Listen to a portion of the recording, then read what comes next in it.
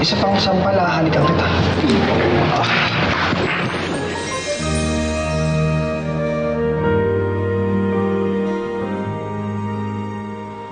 Anak. Ay, naku, sus, Ginoo. Okay ka lang? Nay. Okay lang, anak.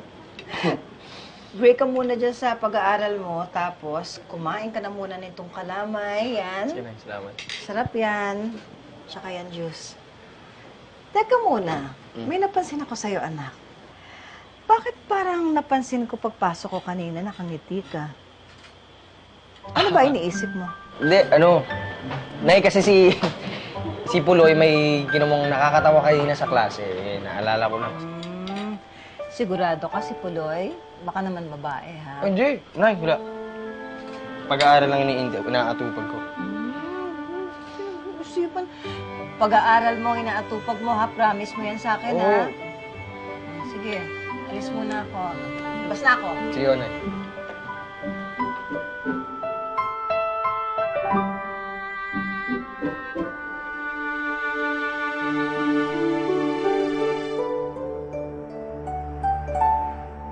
Tol, alam mo, nagigilty ako dun sa ginawa ko kahapon. Parang gusto ko mag-sorry kay Rachel. Ba, parang nag-ibigla yung ihip ng hangin. Kala ko ba masaya kang nakahalik ka sa kanya, ha? Nakahalik ka nga, galit naman sa'yo yung tao. Siyempre, gusto kong maging okay kami. Di mag-sorry ka. Yun nga lang, baka masampal ka. Teka, siguro kaya gusto mong mag-sorry na para masampal ka ulit tapos makakahalik ka, ganon. Alam mo yung utak mo yung bastos eh.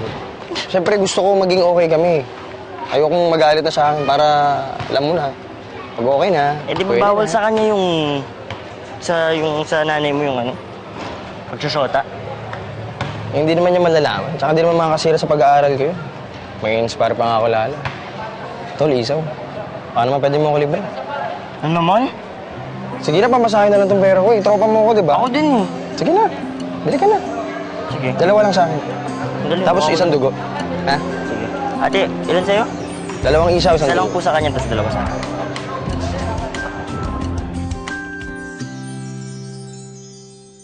Uy, Christine. Labo. Uy, nakita yung si Rish. Problema mo kayo.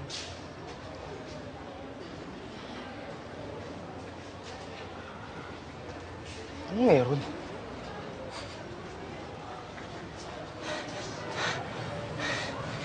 Tol, ang weird, no? Nakita mo ba ang babae? Takap na takap ng ilong. May epidemya ba ngayon? Hindi, pre. Ikaw. Ako may epidemya? Hindi. Pinakalat kasi ni Rachel na matindi daw yung bad breath mo. Kaya lahat ng babae ngayon umiiwas sa'yo, Brad. Ano? Maganti sa'yo, tol.